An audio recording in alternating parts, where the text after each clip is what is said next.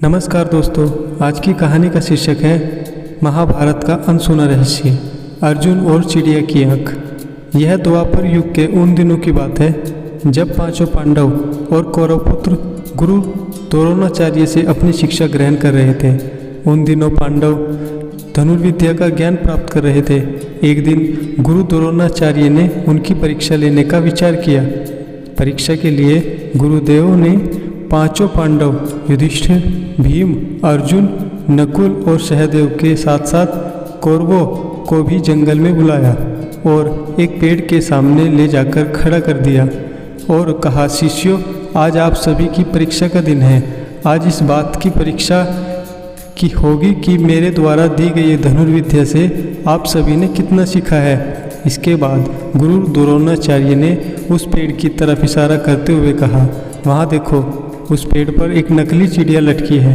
मैं चाहता हूँ कि आप सभी एक एक करके उस मछली की आँख पर निशाना लगाएं और तीर सीधा आँख के बीचों बीच उसकी पुतली पर जाकर लगना चाहिए। क्या आप सभी समझ गए? इस पर सभी ने सहमति में अपनी सिर हिला दिया। गुरु द्रोणाचार्य ने सबसे पहले युधिष्ठिर को आगे बुलाया और तीर कमान उसके हाथों में थमाते हुए उससे पूछा, वत्स, तुम्हें इस समय क्या क्या दिखाई दे रहा है?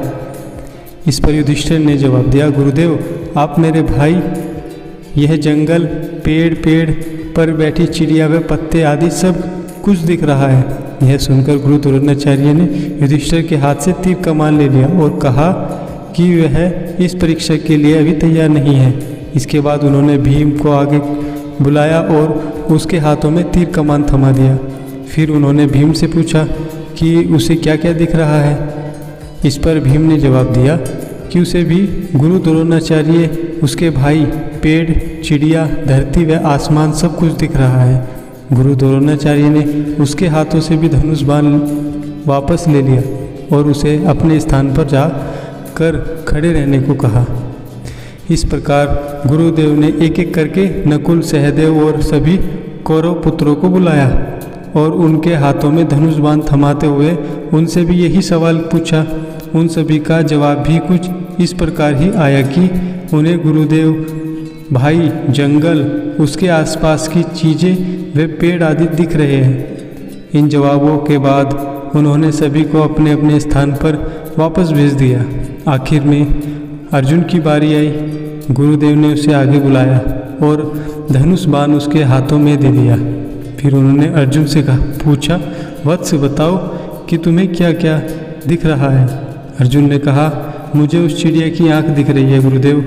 गुरुदेव ने पूछा, और क्या दिख रहा है तुम्हें अर्जुन? मुझे उस चिड़िया की आँख के अलावा कुछ नहीं दिख रहा गुरुवर, अर्जुन ने कहा।